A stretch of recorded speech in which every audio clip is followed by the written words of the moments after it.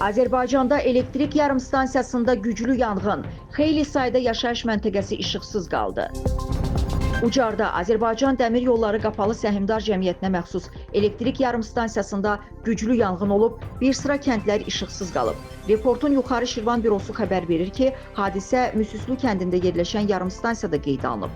Belə ki, saat 07:40 radələrində stansiyada yerləşən transformatorların birində qəfil yanğın başlayıb, yanğın qısa zamanda genişlənib, nəticədə Müsüslü, Təzə Şilyan, Bərgüşat, Qaracallı, Pirkənd, Küçəkənd, habelə Göyçayın Alpot və Bəydövül kəndləri işıqsız qalıb. Hadisə yerinə Fövqəladə Hallar Nazirliyinin Ucar rayon Dövlət Yanğından Mühafizə hissəsinin canlı qüvvəsi və texnikası cəlb olunub, yanğın söndürülüb, genişlənməsinin qarşısı alınıb, fakt araşdırılır.